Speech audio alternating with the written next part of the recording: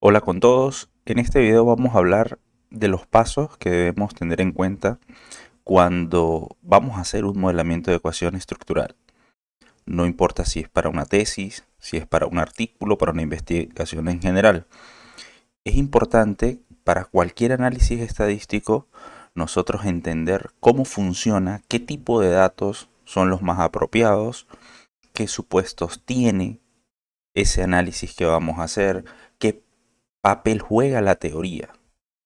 Conociendo eso, podemos entonces ir haciendo toda la propuesta para llevar a cabo ese tipo de análisis.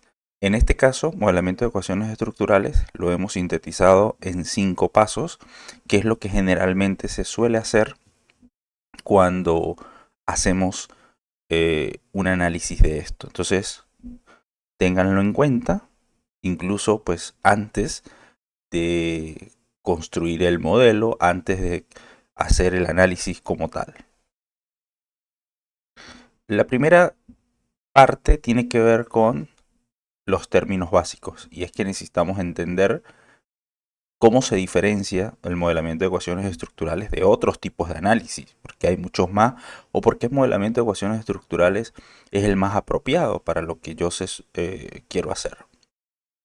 Entonces, en esta primera parte vamos a cubrir qué medimos, es importante, con qué medimos, cómo usamos esa información, qué opciones tenemos y qué análisis estadísticos pudiéramos ir trabajando. En las ciencias sociales, como la mayoría sabe, se trabaja con constructos, no se trabaja con observaciones directas. Entonces, necesitamos conceptualizar, necesitamos definir para luego medir.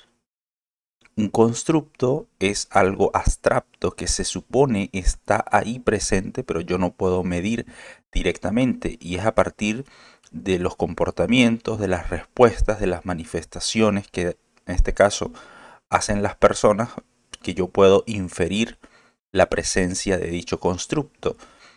Por ejemplo, la inteligencia, los rasgos de personalidad, la motivación, las habilidades específicas de las personas, la resiliencia, el optimismo, la percepción sobre la calidad de vida, sobre la democracia. Todos esos son constructos que no puedo medir directamente, pero que a partir de una serie de preguntas, generalmente en un formato de escala Likert, yo puedo tratar de capturar esa información. Y esto pues es muy importante en el ámbito de la psicología, de la educación, en términos generales, y además nosotros tenemos que garantizar que esas mediciones que estamos haciendo de estos constructos, según el área, marketing, educación, psicología, eh, sociología, todas estas áreas tienen constructos específicos, entonces según el constructo, pues yo tengo que garantizar cierta confiabilidad, cierta validez. Podemos ir trabajando con instrumentos que son de rendimiento máximo, de rendimiento típico.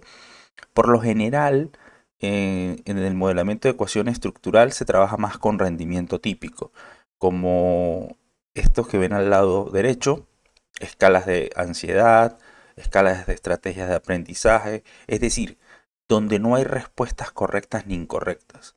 Básicamente se captura es una opinión.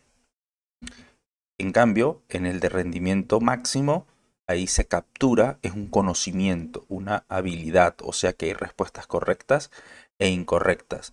No es muy común, no quiere decir que no exista el modelamiento de ecuación estructural, pero es más común el de rendimiento típico.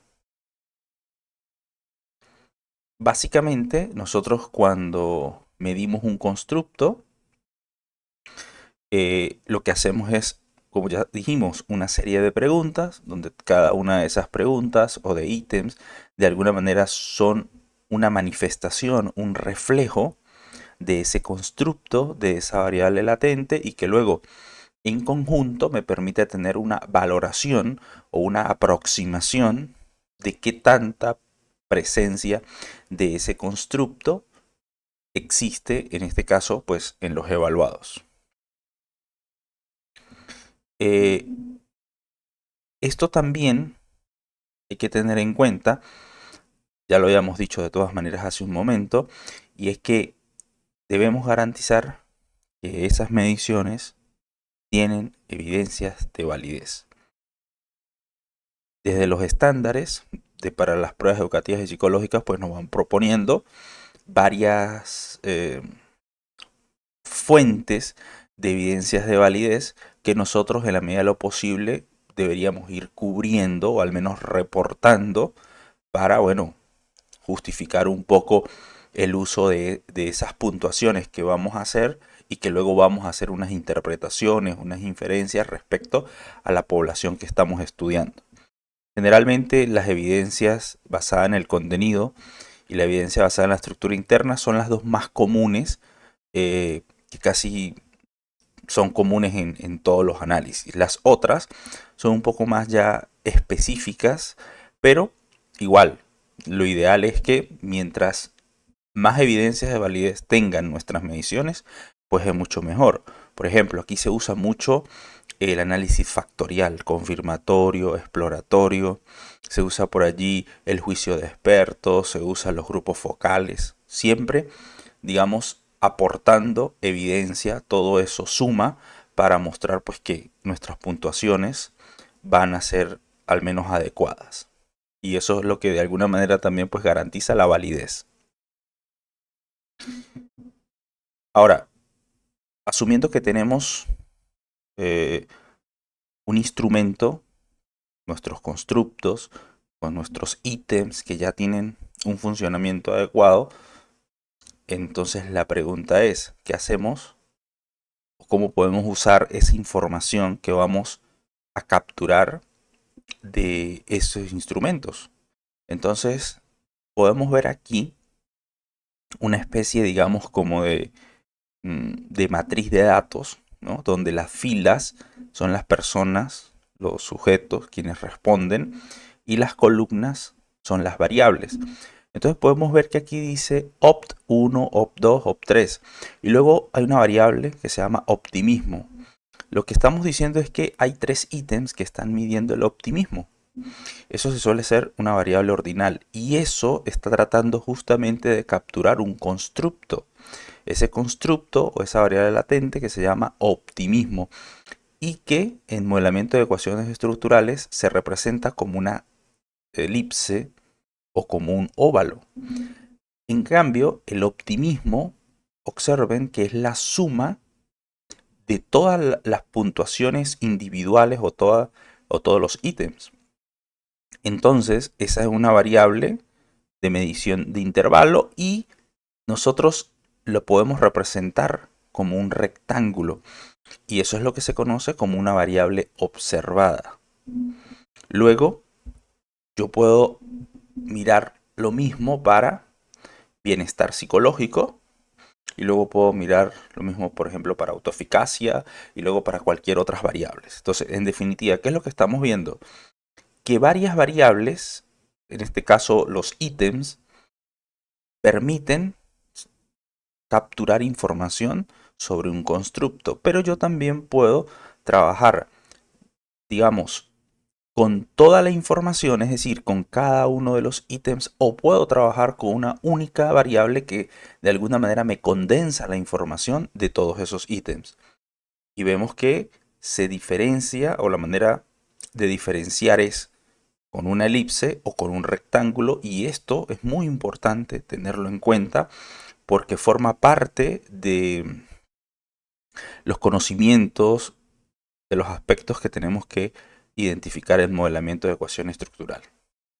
Entonces, por ejemplo, la simbología que decíamos hace un momento, la elipse es la variable latente, como vimos aquí, ¿no? Cualquiera de estas, optimismo, bienestar psicológico, autoeficacia, son constructos porque no puedes medir directamente, necesitas una serie de ítems, es decir, una medición indirecta para inferir su presencia.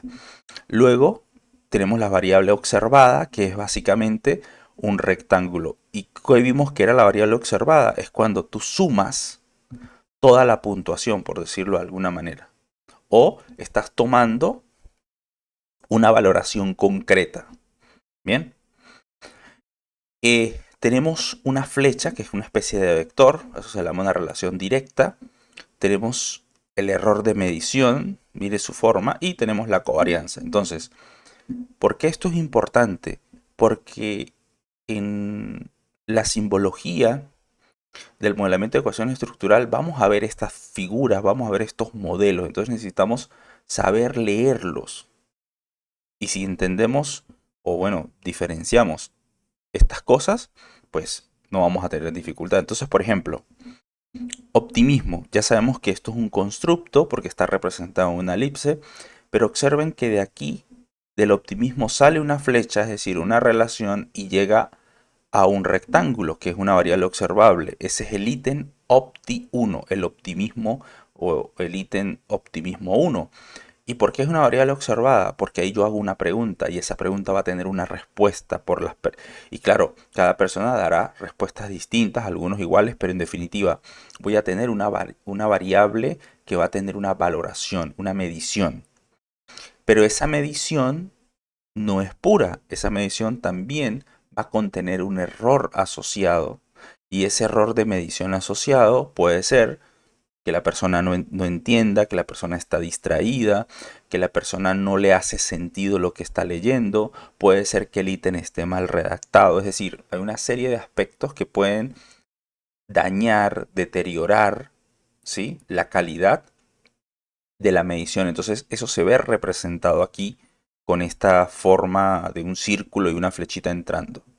Entonces, luego yo también puedo ver que voy a tener representaciones de este tipo. Entonces, si ustedes se ponen a mirar, tenemos que el optimismo es como una especie, está reflejando, miren cómo salen los vectores, está reflejando a cada uno de los ítems. En otras palabras, este constructo, el hecho de que este constructo está allí, hace que estos ítems o que estas características, que estos comportamientos se manifiesten. Vuelvo otra vez, pero como no estamos haciendo mediciones perfectas, porque básicamente estamos tomando la valoración de las personas a través de un juicio de valor, pues va a haber error. Entonces yo voy a tener que medir ese error y voy a tener que controlar ese error. Bien, y por eso se representa en el modelo y en ecuaciones estructurales se tiene en cuenta ese error. Yo también puedo tener lo mismo para bienestar psicológico, como se representa, o para autoeficacia. Pueden ser más ítem, pueden ser menos ítem, pero observen que la lógica es la misma. La lógica es la misma. Y los errores son distintos. ¿Por qué? Porque lo que sucede en un ítem no tiene nada que ver con el otro. Es independencia local. O sea, este ítem, el hecho de que usted responda aquí, no tiene que afectar la respuesta de aquí, ni de aquí, ni de aquí, ni de un otro lado. Por tanto, deberían no estar relacionados. Entonces, esto es muy importante. ¿Por qué? Porque observen que estamos diciendo que se usa toda la información. Usar toda la información es usar todos los ítems, trabajar con todos los ítems. Pero también en la práctica nosotros vemos que es muy común que se trabaje más bien con la suma o el promedio. O sea, muchas veces no se trabajan todos los ítems de manera conjunta, sino que se trabaja con una especie de síntesis, de resumen. Y por ejemplo, cuando usted hace análisis como la TD Student, cuando usted hace la U de McWhitney, cuando hace ANOVAs, básicamente usted está trabajando es con una variable totalizada o una variable comprimida. No está trabajando con toda la información de manera directa, sino está trabajando, vuelvo otra vez, con una variable comprimida. No significa que está mal, significa es que tienes que entender en cómo estás usando la información. Ahora, ¿qué tipo de análisis son más apropiados? Ojo con esto. Recuerda que estamos hablando de que yo puedo usar toda la información o puedo simplemente sintetizar las cosas y quedarme únicamente con las puntuaciones. Las puntuaciones, digamos, globales. Un poco como lo que teníamos hace un momento aquí. Yo puedo irme con todo esto que está en el rojo o puedo irme solamente con el verde. ¿Sí? ¿De qué va a depender? Bueno, va a depender del objetivo, pero son las posibilidades que vas teniendo ahí. Ahora, ¿qué análisis estadístico? Bueno, tú tienes, digamos, descriptivos, puedes agarrar cada una de estas variables y describirla, como se describe, ¿no? O puedes comparar cada una de estas variables, por ejemplo, con el género o con cualquier otra variable. Observen que estoy usando variables totalizadas, variables observadas por los rectángulos, o puede hacer correlaciones, que es algo que también comúnmente se hace, ¿no? Correlacionar cada una de ellas entre sí. Ahora, esto pues es limitado, ¿no? Entonces aparecen técnicas como el modelado estadístico, que básicamente lo que hacen es permitir describir o explicar relaciones entre variables. Entonces, por ejemplo, tenemos esto aquí. Tenemos que la variable resiliencia está siendo de alguna manera explicada por el optimismo, la autoeficacia y el bienestar psicológico. O sea que estas variables de alguna manera contribuyen a la variabilidad de esta variable. ¿Ok? Entonces, especificar un modelo es básicamente esto que está aquí, decir cómo las variables se están relacionando con otra. Hay varios tipos de modelos basados en, por ejemplo, en la regresión. Tenemos la regresión múltiple, donde la regresión múltiple básicamente es que esta variable resiliencia es numérica. Tenemos la regresión logística binaria, donde esta variable resiliencia es dicotómica, es decir, es resiliente o es no resiliente, por ejemplo, ¿no? O tenemos la regresión logística multinomial, donde hay más de dos opciones, ¿sí? O tenemos la ordinal, donde también hay más de dos opciones, pero hay un orden en esas respuestas. Entonces, observen que la regresión no es únicamente la regresión múltiple. También tenemos regresión binaria, regresión logística binaria, multinomial, ordinal. Y básicamente, ¿cuál va a ser la diferencia? El tipo de variable, la naturaleza de la variable que vamos a ir teniendo aquí. En este caso, resiliencia, que es la variable dependiente. Pero también observen que estamos representando con rectángulos, lo que quiere decir es que estamos trabajando con la información resumida, sintetizada. Y los modelos de regresión justamente tienen algunas dificultades, tienen algunas limitaciones. Una de esas limitaciones es que, por ejemplo, si tú quieres trabajar con todo el constructo, es decir, trabajar con todos los ítems de optimismo, de bienestar, de autoeficacia. Miren que esto que está aquí, esta imagen, esta figura, se parece un poco a esta que está aquí, solo que aquí hay rectángulos y aquí hay óvalos, elipses. Entonces podemos ver que esto a nivel de regresión de forma tradicional como la conocemos no se puede hacer. Y usted pudiera estar interesado en trabajar con esto. Entonces, ¿por qué pudiera estar interesado? Porque quiere ver cómo se comporta el modelo, cómo se comportan esas relaciones teniendo en cuenta el aporte que va teniendo cada ítem de manera, digamos, individual. En cambio aquí no te importa cómo se está comportando cada ítem, sino lo que haces, vuelvo otra vez, una especie de promedio y con eso pues resumes la información, cosa que no es del todo adecuado, porque se pierde mucha información cuando se hace esa especie, digamos, de resumen. O otra limitación que tiene los modelos de regresión, no importa cualquiera de esos que hayamos mencionado y bueno, los otros que existen, es que si ustedes observan, todos los modelos de regresión tienen esta estructura. Digamos como que un conjunto de partida, o sea, las variables independientes y variables dependientes. Listo, no hay más. En cambio, ¿qué pasa si yo quiero tener algo como esto? Mire, este modelo igual, tenemos optimismo, bienestar psicológico, autoeficacia y resiliencia, las mismas que están aquí, pero un modelo distinto. Entonces usted dirá, bueno, ¿y esas flechas de dónde salen? ¿Cómo dibujo yo eso? Justamente de eso se trata el modelo de ecuaciones estructurales, ver que no todas las relaciones son directas. Hay relaciones mediadas, hay relaciones que son moderadas. Entonces hay que mirar eso y justamente con la teoría pues uno lo va deduciendo. Pero básicamente lo que queremos señalar aquí es que la regresión tiene limitaciones.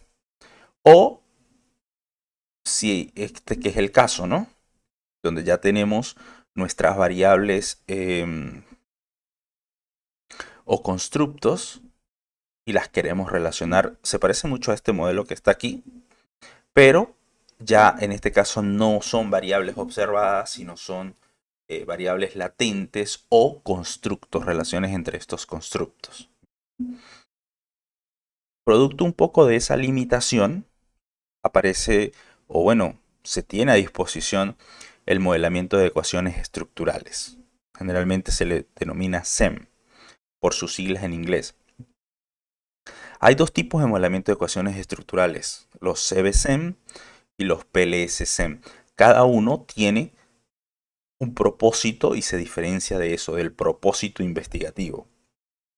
Pero más allá de las diferencias, un modelo de ecuaciones estructurales es una metodología porque justamente hay unos pasos, no solamente es un análisis per se, sino hay toda una serie de cosas involucradas que obviamente la vamos a ir viendo ahorita paso a paso. Entonces, esta metodología permite relacionar variables, permite incluir efectos o relaciones directas, indirectas, efectos control, mediador, moderador.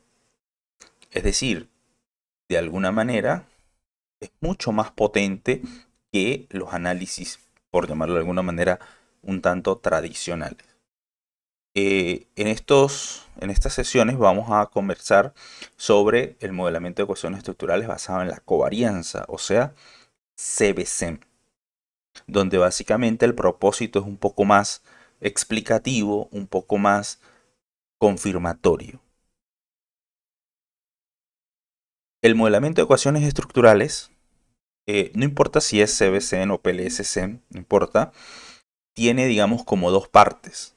Por ejemplo, miren este modelo que de alguna manera está buscando explicar la resiliencia. La resiliencia, pues, a partir del optimismo, de la autoeficacia, del bienestar psicológico. Nuevamente, ¿cómo sé yo que ese modelo está bien o cómo se construye eso? Desde la teoría. Entonces, aquí hay que mirar, darle importancia a la revisión de la teoría. Entonces, podemos ver que lo que está circunscrito en esos rectángulos verdes se le llama el modelo de medición. ¿Por qué se le llama el modelo de medición? Porque como hemos venido viendo hace rato, resiliencia, autoeficacia, optimismo, bienestar psicológico, tiene sus ítems y cada uno de esos ítems se supone que lo están midiendo.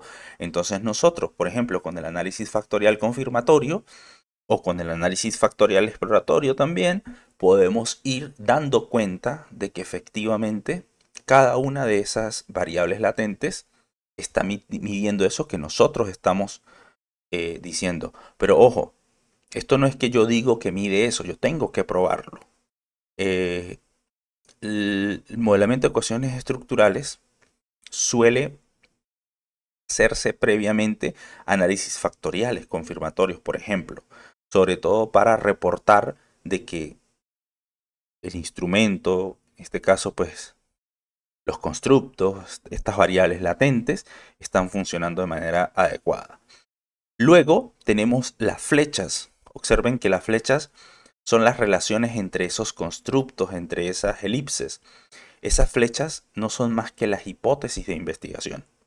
Entonces, la flechita que se está yendo desde optimismo hacia resiliencia, ¿qué me está diciendo? Me está diciendo que el optimismo tiene una relación o está relacionado con la resiliencia. Eso es una hipótesis. Después, por ejemplo, yo tengo que el bienestar psicológico llega a resiliencia. Estoy diciendo que el bienestar psicológico tiene una relación o existe una relación allí. Por tanto, eso es una hipótesis de investigación. Pero igual, esa hipótesis, esa proposición que yo estoy enunciando, debe desprenderse de la teoría. Más adelante vamos a mirar con un ejemplo de una investigación justamente de donde proviene este modelo, cómo es que los autores dedujeron esas hipótesis. ¿Ok? Eh, este tipo de modelos, ya lo dijimos, para el caso de CBSEM, suele tener un enfoque más explicativo. ¿Qué significa un enfoque más explicativo? Bueno, nos va interesando más mirar cómo las variables va afectando a esa variable respuesta y además cómo contribuyen de forma relativa, cuál es el impacto relativo que va teniendo cada una de esas variables sobre esa variable final. En este caso, resiliencia, como el optimismo, la autoeficacia, el bienestar psicológico, digamos, va impactando a esa resiliencia. Puede ser que unos tengan un mayor impacto, menor impacto, no lo sabemos. Justamente eso es lo que intentamos indagar. Y por supuesto, mirar si los coeficientes son estadísticamente significativos en la dirección esperada y si es que hay interacción entre ellos. Entonces, este modelo tiene unas características particulares, ya lo vamos a comentar en el próximo momento, pero es importante tener en cuenta esto, que aquí lo que nos importa es ver qué tanto el modelo, ¿verdad?, va siendo un poco útil para explicar, en este caso,